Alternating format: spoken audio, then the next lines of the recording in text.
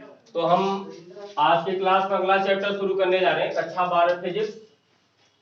कक्षा 12 फिजिक्स, अध्याय तीसरा, नाम है वैद्युत विभव।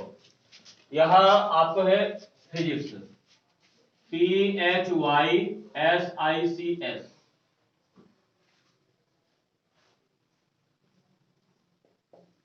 तो हम चैप्टर शुरू करने जा रहे हैं वैद्युत विभव। देखिए वैद्युत विभव क्या है।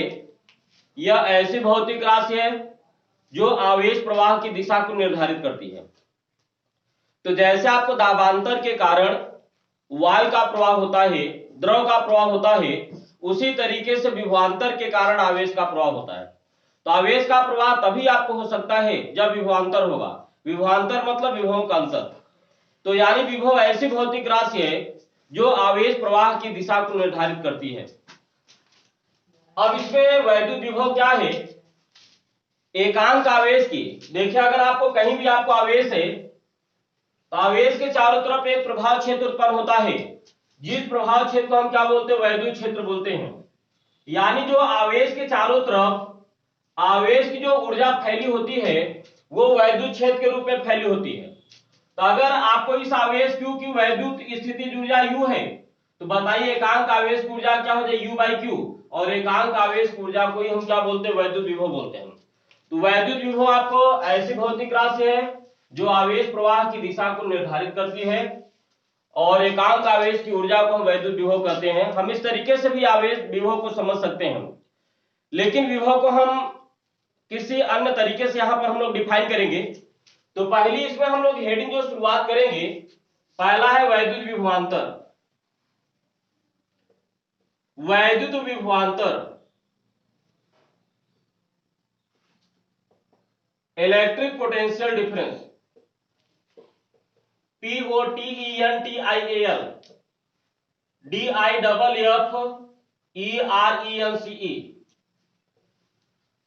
तो अगर आपके पास मान लिया आपके पास कोई किसी वैद्युत क्षेत्र में आपके पास दो पॉइंट है, मान लिया आपको ये B पॉइंट और ये क्या है, A पॉइंट। कहीं भी आप ले सकते हैं A पॉइंट और ये B पॉइंट। तो मान लिया किसी वैद्युत क्षेत्र में वो एक समान हो सकता है अथवा असमान हो सकता है। तो मान लिया किसी वैद्युत क्षेत्र में आपके पास दो पॉइंट हैं A और B। अब किसी भी, अब यहां पर हम विभवांतर को डिफाइन करेंगे परीक्षण आवेश के आधार पे। तो मान लिया किसी भी परीक्षण आवेश आपको बताया गया ऐसा आवेश जिसका चार्ज 0 को टेंड करता हो, मास 0 को टेंड करता हो, ऐसे चार्ज को हम क्या बोलेंगे, परीक्षण चार्ज, परीक्षण आवेश। तो देखिए अगर किसी भी परीक्षण आवेश को वैद्युत क्षेत्र में किसी एक बिंदु से दूसरे बिंदु तक ले जाया जाए और किया गया कार्य क्या हो, W हो, तो इन दोनों बिंदुओं के बीच का जो विभवांतर होगा V final minus V initial. देखिए A से B की तरफ ले जा रहे हैं तो आपको ये इनिशियल पॉइंट हो गया, ये फाइनल पॉइंट हो गया। तो विभव आपको फाइनल विभव माइनस इनिशियल, देखिए हम विभव को V से डिनोट करते हैं। तो ये कैपिटल V है, तो B के विभव को हम VB से डिनोट करें और A के विभव को हम VA से डिनोट करें। V कैपिटल लेटर से लिखा जा रहा है और A आपको आधार पे छोटे से, दोनों का आकार बराबर नहीं है, ये गलत तरीका और आपको ये रिप्रेजेंट करने का ये सही तरीका है।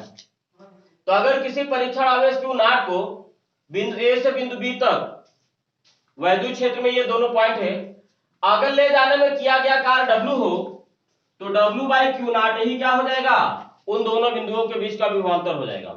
तो आपको ये हो जाएगा फाइनल विभव माइनस इनिशियल विभव इक्वल टू कृत कार्यपान परीक्षण आवेश।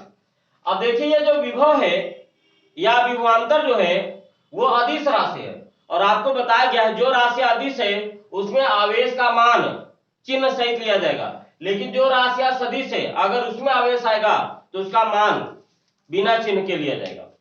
तो हम इसको कैसे परिभाषित करेंगे, वैद्युत क्षेत्र में, ये वैद्युत क्षेत्र, तो वैद्युत क्षेत्र में किसी परीक्षण आवेश को, अब देखिए आप इसको केवल धन परीक्षण आवेश भी कह करके डिफाइन कर सकते हैं, आप जनरल भी आप ले सकते हैं, धन और इन दोनों के लिए भी ले सकते हैं यहाँ पे।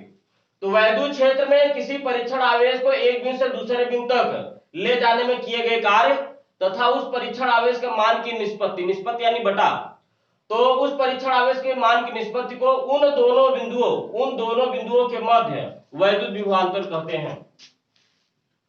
तो इसकी डिफिनीशन क्या हो जाएगी, वैद्युत क्षेत्र में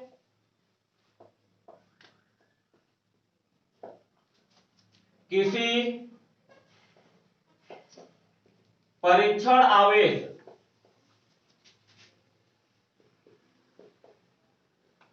को एक बिंदु से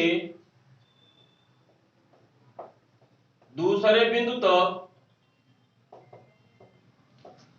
ले जाने में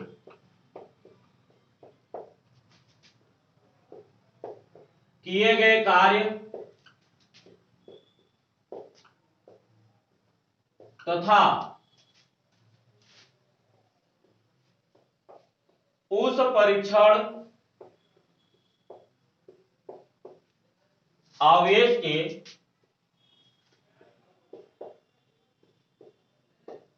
मान की निष्पत्ति मतलब बटा को उन दोनों बिंदुओं के मध्य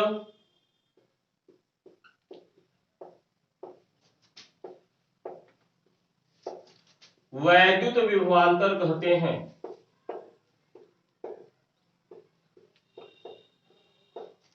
वैद्युत विभवांतर कहते हैं। पैराग्राफ चेंज करके लिखेंगे, यदि वैद्युत क्षेत्र में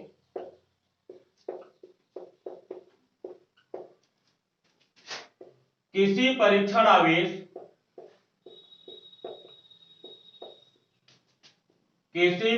आवेश Q0 या Q0 को बिंदु A से बिंदु B तक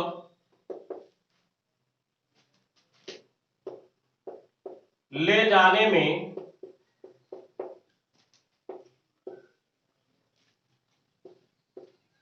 किया गया कार्य W हो, तब उन दोनों बिंदुओं के मध्य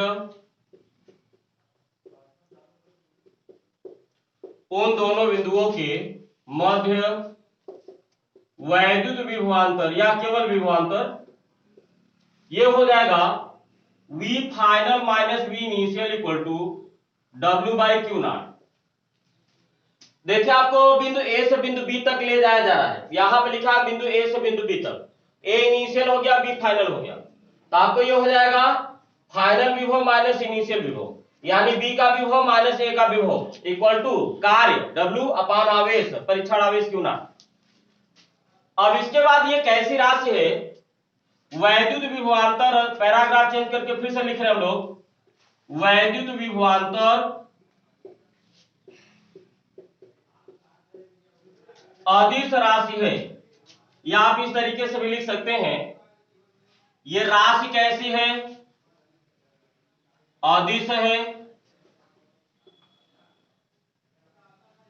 और इसका मात्रक क्या होगा,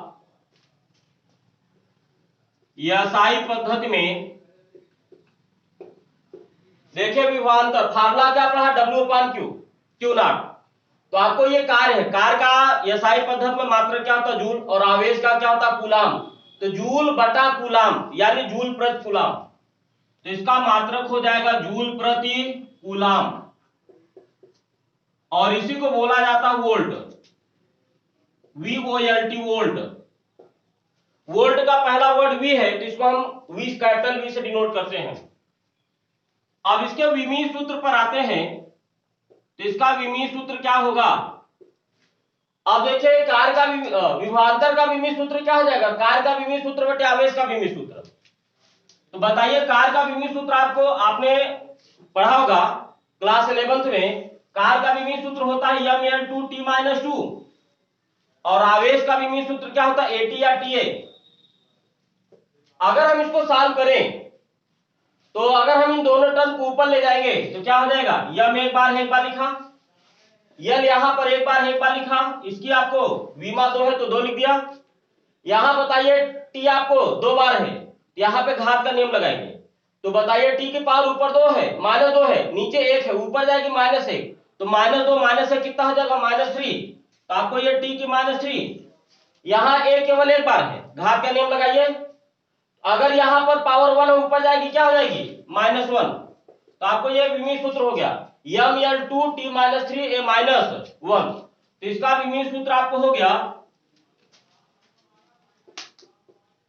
ml2 t - 3 a - 1। तो एक बार फिर से वैद्युत विभवांतर आपको, यह आपको अदिश राशि है और इसका मात्रक एसआई पद्धति में क्या होगा, जूल प्रति कूलम या वोल्ट, वोल्ट को हम किससे डिनोट करेंगे, कैपिटल V से, और इसका विमीय सूत्र क्या हो जाएगा, ml2 t - 3 a - 1। तो आपको ये विभवांतर का आपको ये क्या है, ये आपको डिफिनीशन है।